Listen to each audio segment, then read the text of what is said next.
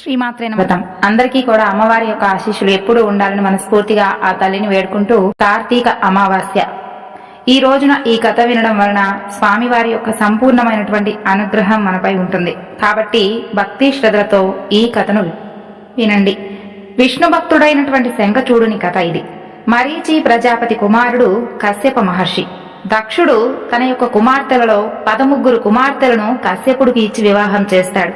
కశ్యపుడి భార్యలలో ధనువు అనేటటువంటి ఆవిడకు బలవంతులైనటువంటి పుత్రులు జన్మిస్తారు. దానవులు అనబడేటటువంటి వారిలో విష్ణు చిత్తుడు అనేటటువంటి వాడి కుమారుడు దంబుడు. దంబుడు విష్ణు భక్తుడు, ధర్మాత్ముడు. దంబుడు సంతానం లేని కారణంగా గురువైనటువంటి శుక్రాచార్యుడి నుంచి కృష్ణ మంత్రాన్ని స్వీకరించి పుష్కర తీర్థంలో స్థిరాసనంలో 1,00,000 సంవత్సరాలు కృష్ణ మంత్రంతో తపస్సు చేస్తాడు. ఆ యొక్క తప ప్రభావానికి ఒక తేజస్సు ఉద్భవించి ముల్లోకాలను దహించడం ప్రారంభించింది.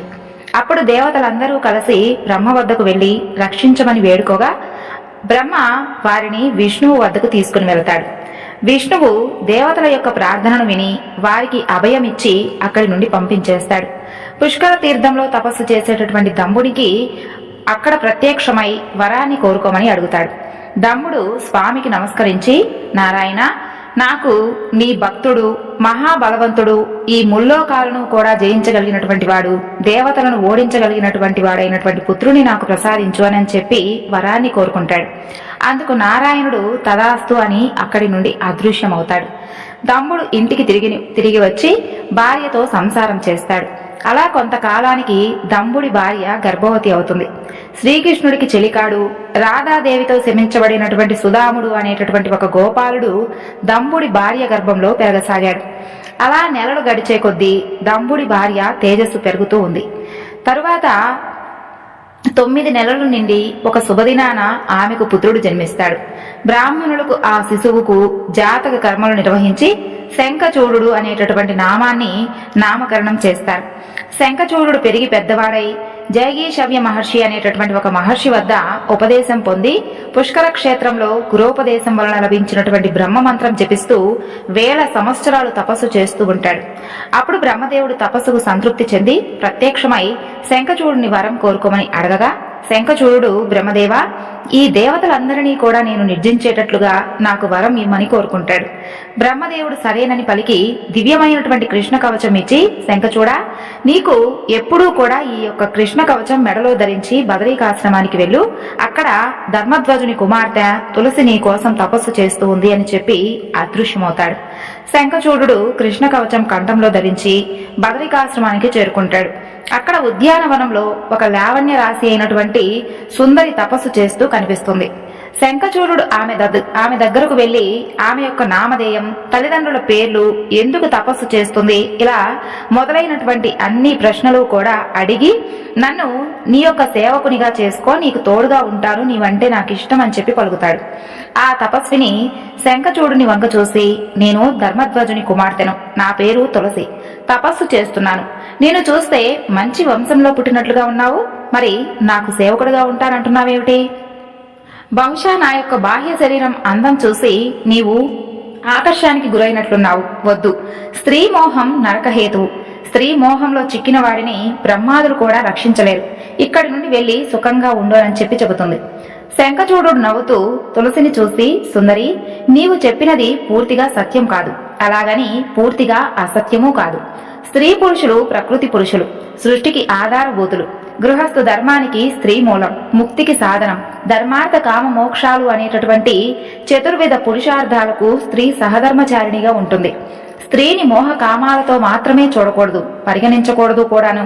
ప్రాణికి జన్మనిచ్చేటటువంటి స్త్రీ జగత్తులో కనిపించేటటువంటి ఒక గొప్ప దేవత. నేను స్త్రీ మోహంతో ఇక్కడకు రాలేదు. నా పేరు శంఖచూడు. దానవరాజు దంబుడు నా తండ్రి. పూర్వజన్మలో నేను శ్రీకృష్ణుని యొక్క చెలికాడినైనటువంటి సుధాముడు అనేటటువంటి గోపాలుడను. రాధాదేవి శాపంతో దానవ వీరుడునై పుట్టాను. వాసుదేవుని యొక్క వరం వలన నాకు పూర్వజన్మ జ్ఞానం ఉంది. బ్రహ్మగారి ఆదేశం మేరకు నిన్ను వివాహం ఆడటానికి ఇక్కడకు వచ్చాను. గాంధర్వ విధిలో నేను వివాహం చేసుకుంటాను, కాదనకుండా నేను కోరినటువంటి ఈ కోరికను మన్నించు అని పలుకుతాడు. తులసి శంఖచూడుడి మాటలకు ఆనందించి, మీ విద్యను, జ్ఞానాన్ని, బుద్ధిని, ప్రవర్తనను పరీక్షించడానికే నేను అలా మాట్లాడాను. మీరు తాత్విక విచారణ, ధర్మబద్ధమైనటువంటి మనోభావాలతో నన్ను జయించారు. మీతో వివాహానికి నేను సిద్ధంగా ఉన్నాను అని అంగీకారం తెలుపుతుంది. ఇక బ్రహ్మదేవుడు వెంటనే అక్కడ ప్రత్యక్షమై గాంధర్వ విధిలో శంఖచూడు తులసిల యొక్క వివాహం జరిపిస్తాడు. వివాహమైనటువంటి వారిని చూసి శంఖచూడ, జ్ఞానవంతురాలైనటువంటి తులసితో వివాహం నీకు మేలు చేకూరుస్తుంది. జన్మ సార్థకమైన తరువాత నీవు గోలోకంలో కృష్ణుణ్ణి చేరుకుంటావు అని తులసి వంక చూసి, తులసి, ఇతనితో కూడా పతివ్రతా ధర్మం పాటిస్తూ సకల సుఖాలు పొందుము. జన్మ చరితార్థమైన తరువాత ముక్తి పొంది వైకుంఠానికి చేరి విష్ణు సాన్నిధ్యం పొందుతావు అని ఆశీర్వదించి బ్రహ్మదేవుడు కూడా వెళ్ళిపోతాడు. ఇక తులసితో శంఖచూడు తన నగరానికి వెళ్ళిపోతాడు. అప్పుడు సమస్త దానవులు శంఖచూడు తులసులకి స్వాగతాన్ని చెబుతారు. దానవ గురువు అయినటువంటి శుక్రాచార్యుడు శంఖచూడునికి దేవదానవుల యొక్క జన్మ వృత్తాంతం, దేవదానవుల మధ్య జరిగినటువంటి యుద్ధాలలో విష్ణువు, రుద్రుల యొక్క సహకారంతో దేవతల చేతిలో దానవులు పరాజయం పొందడం గురించి వివరించి చెబుతాడు. అలా దానవులు కొన్నిసార్లు విజయం పొందినప్పటికీ తమ యొక్క అధర్మ పాలన, అకృత్యాల వలన తిరిగి మరలా పరాజయం చెందుతూ ఉన్నారని కూడా చెబుతాడు. దేవతలను జయించి ధర్మపాలన చేస్తే దానవులు ఎవరూ కూడా జయించలేరు అని శంఖచూడునికి నీతి బోధ చేస్తాడు. ఆ తరువాత సమస్త దానవులకు శంఖచూడుని రాజుగా పట్టాభిషిక్తుని చేస్తాడు. ప్రకృతి ప్రశాంతంగా ఉండి ధర్మబద్ధుడైనటువంటి శంఖచూడుని రాజుగా స్వీకరిస్తుంది. రాజుగా ధర్మబద్ధమైనటువంటి పాలన చేస్తూ ఉండేవాడు. ఆ తరువాత శుక్రాచార్యుడు ఉపదేశించినటువంటి ప్రకారం దేవతలపై యుద్ధాన్ని ప్రకటించాడు. ఇంద్రుడి సమాచారం తెలిసి దానవులపై యుద్ధానికి సన్నద్ధుడవుతాడు. దేవదానవ యుద్ధం ఆరంభమవుతుంది. దేవతలు ఎంత యుద్ధం చేసినా కూడా బ్రహ్మవర ప్రసాదుడైనటువంటి శంఖచూడుని గెలవలేకపోతారు. రణభూమి మొత్తం వణికిపోతూ ఉంటుంది. అలా అక్కడి నుండి పారిపోతారు. అప్పుడు శంఖచూడు ముల్లోకాలకు అధిపతి అవుతాడు. ఇంద్ర పదవి స్వీకరించి అష్టదిక్పాలకుల బాధ్యతలు తానే చేపడతాడు. పంచభూతాలపైన పట్టు సాధిస్తాడు. ధర్మబద్ధంగా పాలన చేస్తూ ఉంటాడు. పాలన కూడా సక్రమంగా ఉండడంతో ముల్లోకాలలోని ప్రజలందరూ కూడా సుఖశాంతులతో ఉండేవారు. పంటలు బాగా పండుతాయి.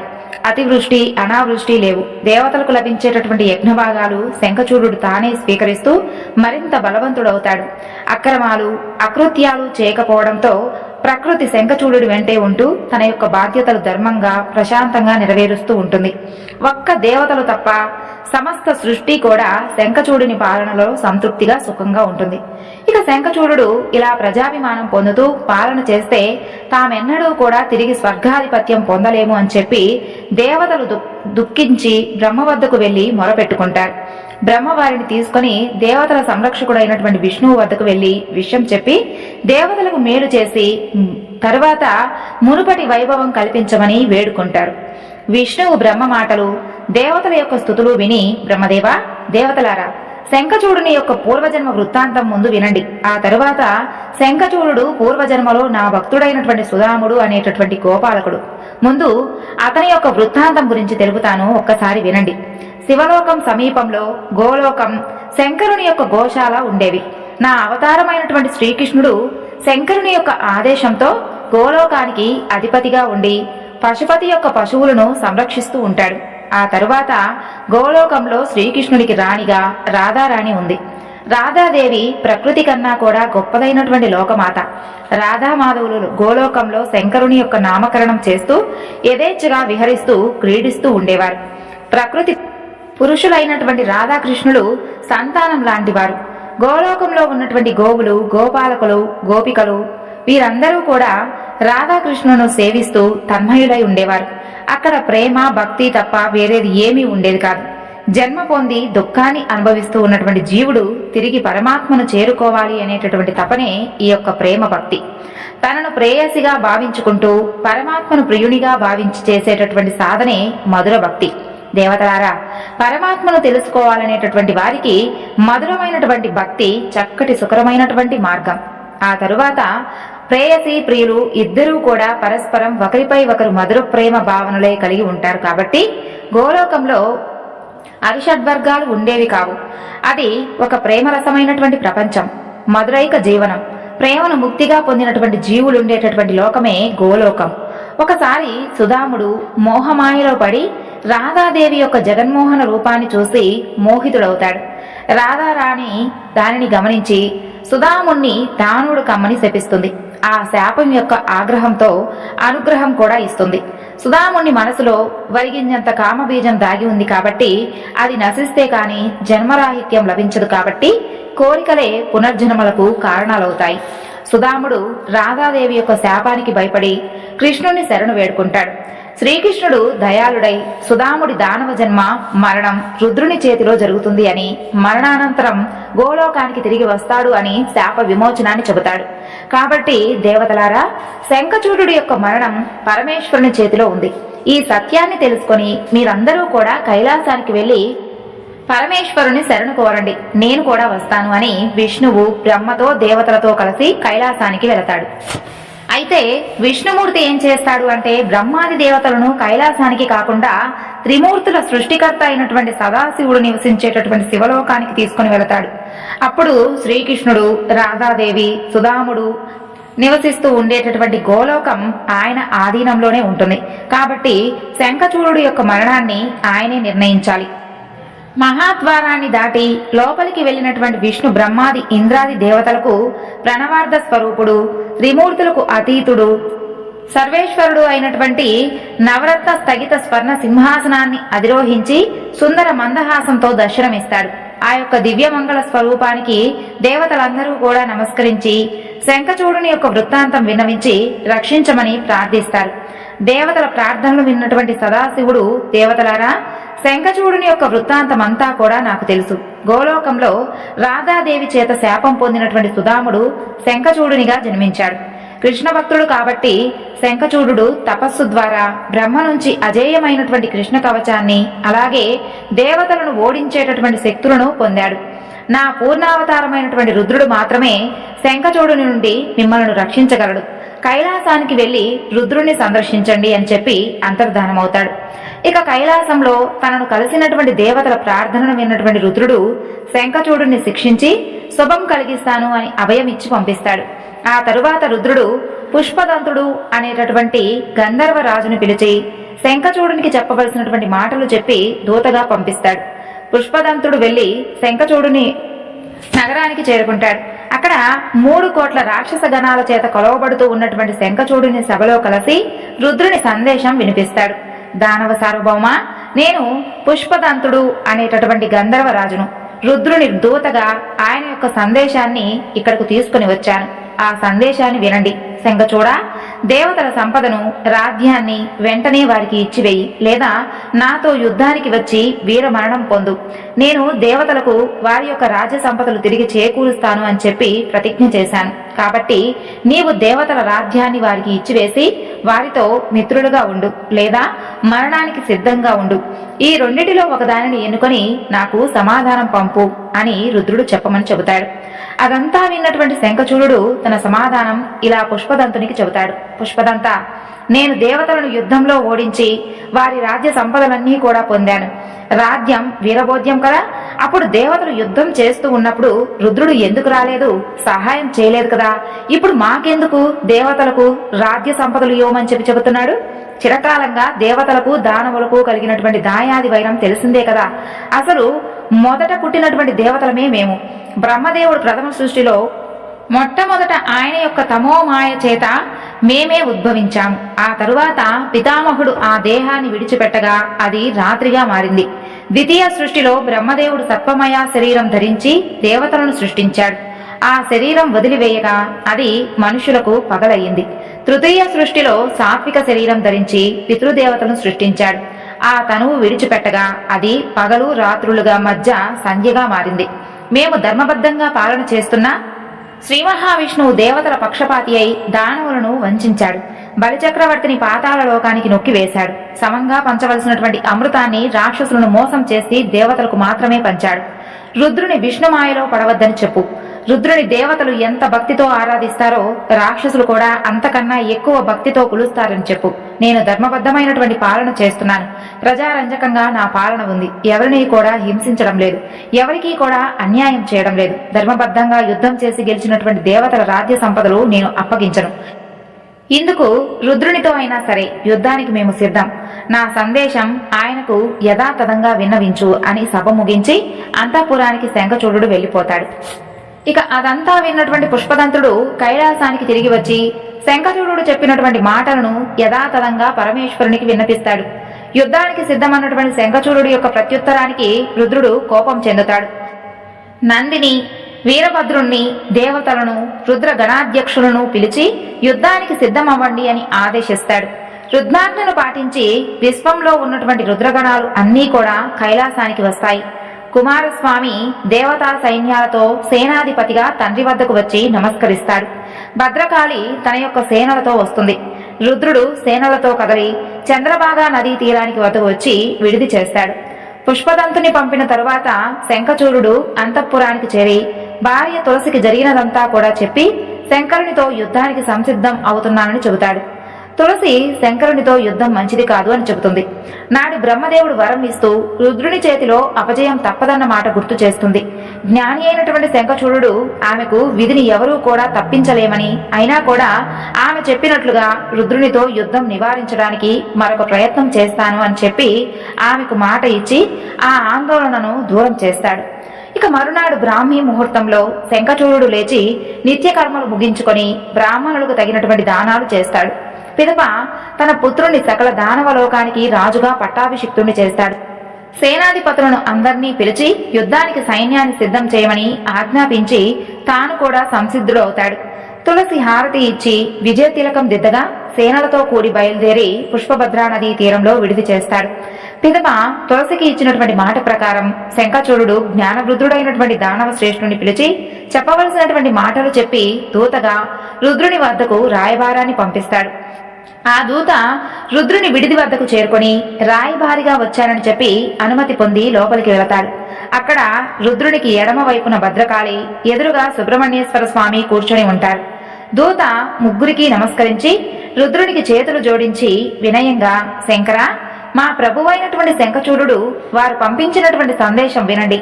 హే భక్తవత్సల, ఈ జగత్తుపై రాజ్యాధికారం మొదట సృష్టించబడినటువంటి పూర్వ దేవతలమైనటువంటి మాదే కదా. ప్రళయకాలంలో మధుకైటబులు అనేటటువంటి మా రాక్షస సోదరులను విష్ణువు ఎందుకు సంహరించాడు? ధర్మబద్ధంగా రాజ్యం చేస్తూ ఉన్నటువంటి బలిచక్రవర్తిని వామనుడిగా వచ్చి పాతాళ లోకానికి అనగదొక్కడానికి కారణం ఏమిటి?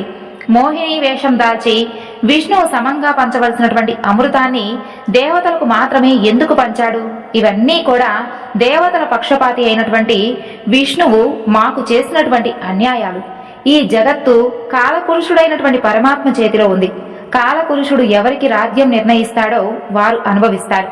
ఇప్పుడు కాలం మాకు అనుకూలంగా ఉంది కాబట్టి మేము అనుభవిస్తున్నాము. దేవదానవుల మధ్య అనాదిగా వైరం ఉంది.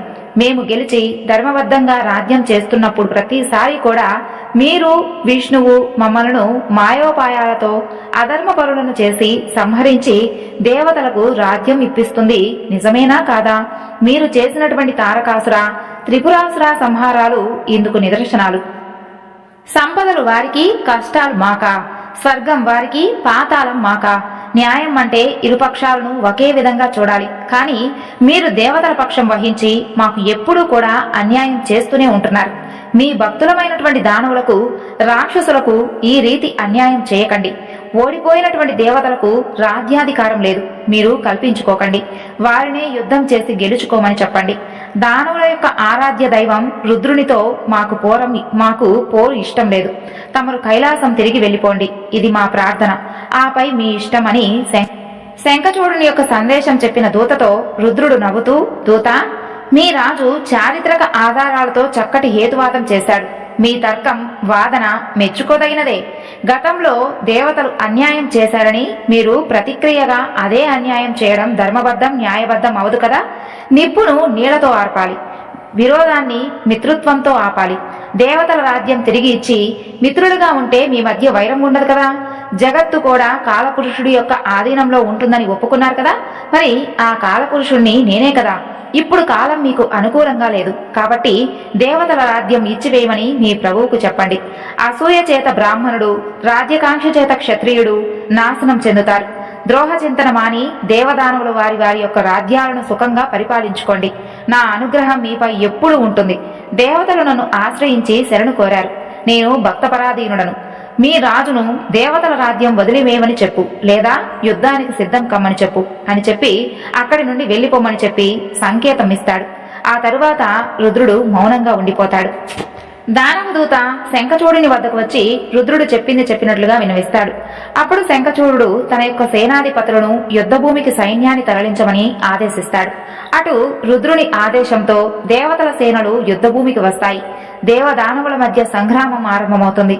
విష్ణువు దంభునితో తలపడతాడు. ఇంద్రుడు వృషపర్వునితో యుద్ధానికి దిగుతాడు. సూర్యుడు విప్రచితితో, యముడు కాలాసురునితో, అగ్నిదేవుడు గోకర్ణునితో తలపడుతూ ఉంటాడు.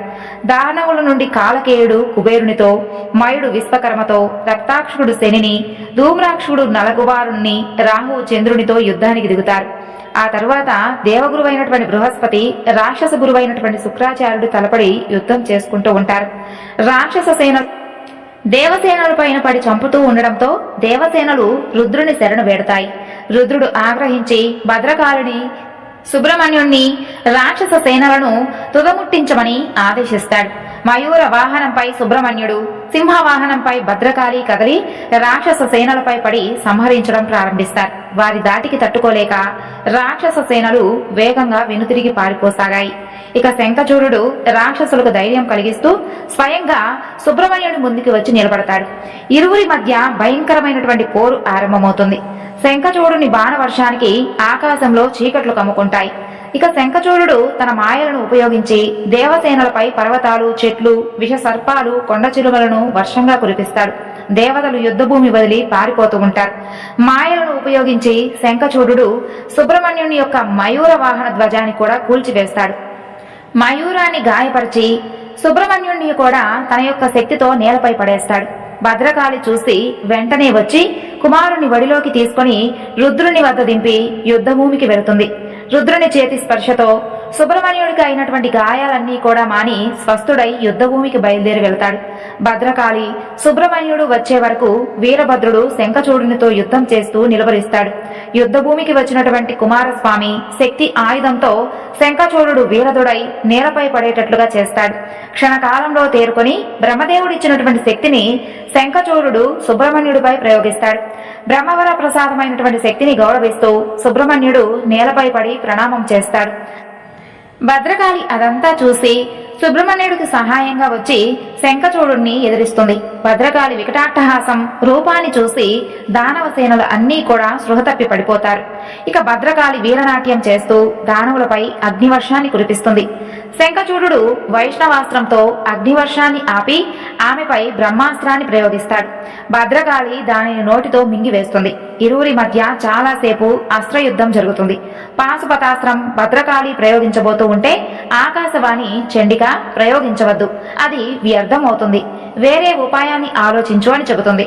ఇక భద్రకాళి అస్త్ర ప్రయోగాన్ని ఆపి పిడికిలితో శంఖచూడుని యొక్క తలపై కొట్టి పట్టుకుని గిరగిరా తిప్పి విసిరివేస్తుంది. దూరాన పడినటువంటి శంఖచూడు మాతృభావనతో భద్రకాళికి నమస్కరించగా ఆమె యుద్ధం వదిలి రుద్రుని వద్దకు వెళ్లి విషయం చెప్పి తల్లిగా గౌరవించినటువంటి శంఖచూడునితో యుద్ధం చేయలేను అని చెబుతుంది. రుద్రుడు వృషభ వాహనంపై శంఖచూడుడికి ఎదురుగా వెళతాడు. శంకరుని చూసినటువంటి శంఖచూడు పరమానంద భరితుడై భక్తితో 10 బాణాలను శంకరుని యొక్క పాదాల వద్ద వేసి వీరవందనం చేస్తాడు. శంకరుడు సంతుష్టుడై భక్తిని ఆశీర్వదిస్తున్నట్లు 5 ముఖాలు కలిగినటువంటి సర్పశేష బాణాన్ని శంఖచూడుని తలపై ప్రయోగిస్తాడు. గురుశిక్ష మర్యాదను పాటించి ధనుష్టాంకారం చేసి ఇద్దరూ కూడా యుద్ధానికి దిగుతారు. ఇద్దరూ ప్రయోగించేటటువంటి దివ్యాస్త్రాల అగ్నిజ్వాలలు ఆకాశమంతా నిండి అన్ని లోకాలను ప్రకాశమయం చేయడం ప్రారంభిస్తాయి. అస్త్రాలన్నీ కూడా విఫలం కావడంతో శంఖచూడు శూలంతో రుద్రునిపైకి దూకుతాడు. ఇక శంకరుడు త్రిశూలంతో శంఖచూడుని యొక్క శూలం విరచి అతని యొక్క వక్షస్థలం చీల్చివేస్తాడు. దానవుని హృదయం నుండి దివ్య పురుషుడు బయటకు రాగా హృదయం మూసుకుపోతుంది. శంఖచూడు అది తన యొక్క ఆత్మ యొక్క తేజస్సు అని గ్రహించి పట్టుకుని ఆపబోతాడు. ఆ లోపల శంకరుడు ఆ తేజోమూర్తి కంఠాన్ని త్రిశూలంతో ఖండించబోగా తేజోమూర్తి అదృశ్యమవుతాడు. శంఖచూడు కోపంతో రుద్రుడి ఎదుట నిలబడి, శంకర, నేను సంక్షప్తకుడనై తిరిగి వస్తాను అని ప్రతిజ్ఞ చేస్తాడు. కాబట్టి నిన్ను జయించేటటువంటి ఇంటికి మరలా తిరిగి వెళతాను అని తరువాత తన యొక్క మాయా విద్యలన్నీ కూడా పరమేశ్వరునిపై ప్రయోగిస్తాడు. రుద్రుడు మహేశ్వరాస్త్రంతో వాటిని ఛేదించి త్రిశూలంతో శంఖచూడుని కంఠం ఖండించబోతాడు. ఆకాశవాణి శంకరునికి మాత్రమే వినిపించేలా చెవిలో, మహాదేవా, ఈ దానవుని కంఠాన విష్ణు కవచం, భార్య యందు పాతివ్రత్యం ఉన్నంతకాలం శంఖచూడునికి వృద్ధాప్యం, మరణం సంభవించదు అని బ్రహ్మదేవుడు వరం ఇచ్చాడు. కాబట్టి వాటిని తొలగించకుండా త్రిశూలమైనటువంటి శంఖచూడుని ఏమాత్రం కూడా చేయలేదు అని చెబుతుంది. ఆకాశవాణి మాటలు విన్నటువంటి శంకరుడు విష్ణువును స్మరిస్తాడు. విష్ణువు అదృశ్య రూపంలో కనిపించగానే శంఖచూడుని వద్ద నుండి విష్ణు కవచం తొలగించమని, అతని భార్య అయినటువంటి తులసి యొక్క పాతివ్రత్యాన్ని భంగపరచమని ఆదేశిస్తాడు. ఇక విష్ణువు శంకరుని యొక్క ఆదేశం పాటించడానికి వెళతాడు. శంకరుని యొక్క ఆదేశాన్ని అనుసరించి విష్ణువు శంఖచూడుని యొక్క విష్ణు కవచం వేసుకొని శంఖచూడుని రూపం ధరించి తులసి వద్దకు వెళ్లి పాతివ్రత్య భంగం చేయడానికి నిశ్చయించుకుంటాడు. మొదట వృద్ధ బ్రాహ్మణుడి వేషం దాల్చి శంఖచూడుని వద్దకు దానానికి వెళతాడు. శంఖచూడు ధన కనక వస్తు వాహనాలు దానంగా ఇవ్వబోతూ ఉంటే తిరస్కరించి విష్ణు కవచాన్ని దానంగా అడుగుతాడు. ఇక శంఖచూడు ఆశ్చర్యం చెంది అంతా విధివిలాసం అని భావించి కంఠంలో ఉన్నటువంటి విష్ణు కవచాన్ని తీసి దానంగా ఇస్తాడు. శంఖచూడుని ఆశీర్వదించి ఆ వృద్ధ బ్రాహ్మణుడు వెళ్లిపోతాడు. విష్ణువు శంఖచూడుని రూపాన్ని దాల్చి విష్ణు కవచాన్ని ధరించి విజయోత్సవ సందడి చేస్తూ తులసి వద్దకు వెళతాడు. తులసి శంఖచూడుని రూపంతో మెడలో ఉన్నటువంటి విష్ణు కవచాన్ని చూసి వచ్చింది తన భర్తే అనుకుని స్వాగత సత్కారాలు చేస్తుంది. విజయం సాధించి వచ్చినటువంటి భర్త కోరికకు అనుగుణంగా అంతఃపుర ఏకాంత మందిరంలో కలుస్తుంది. తులసి పాతివ్రత్య భగ్నమవుతుంది.